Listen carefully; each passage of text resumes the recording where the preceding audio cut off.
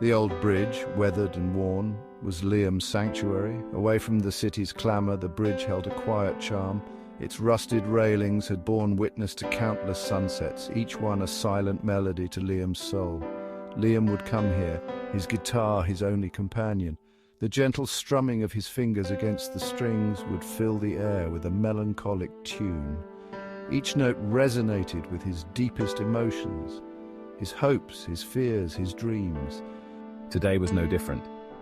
Liam sat on the edge of the bridge, legs dangling over the side. His fingers danced effortlessly on the guitar strings, weaving a tapestry of sound that echoed his current state of mind, a feeling of being adrift. Ava walked along the river path, her art portfolio clutched tightly under her arm. The path, dappled with the soft sunlight filtering through the leaves, was a familiar route. It led to the old bridge, a place she found strangely comforting. She was a painter, her world a kaleidoscope of colors and emotions. Lately, however, her canvas remained stubbornly blank.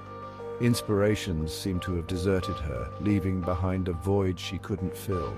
Ava reached the bridge and paused, her gaze drawn to the lone figure sitting on the edge.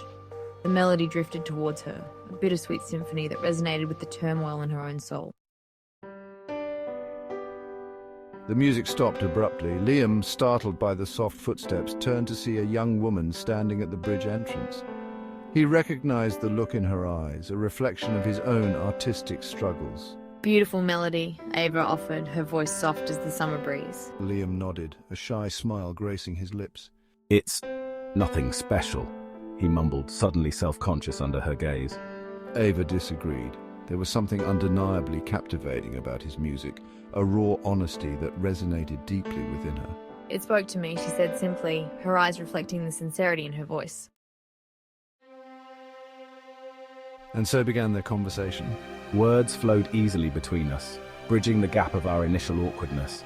We talked about our art, our dreams, our fears. We spoke of the joy of creation and the crippling weight of self-doubt. Liam listened, mesmerized, as Ava spoke with a quiet passion about her art. I saw in her eyes the same fire that burned within me, the same yearning to express the inexpressible. And as he shared his own struggles with music, he felt a weight lift from his shoulders. The setting sun cast long shadows on the bridge, yet neither noticed the time slipping away. In the shared space of our creative vulnerabilities, we found a strange comfort, a sense of belonging we hadn't realized we were seeking.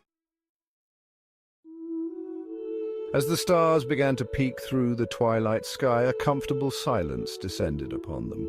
It wasn't the awkward silence of strangers, but the companionable quietude of two souls understanding each other's unspoken thoughts.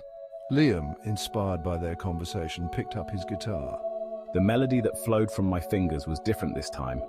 It held a spark of hope, a newfound lightness that mirrored the emotions swirling within me. Ava closed her eyes, letting the music wash over her.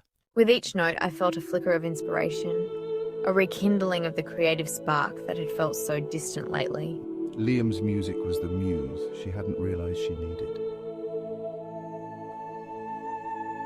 They parted ways that night, a promise to meet again hanging in the air between them. As I walked home, the city lights seemed a little brighter, the sounds of the night less lonely. Ava, clutching her art portfolio, felt a surge of anticipation.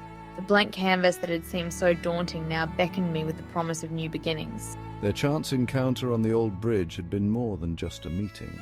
It was the start of a journey, a shared path where our individual passions could intertwine and flourish. They had found solace in their shared solitude, and in that solace, they had found each other.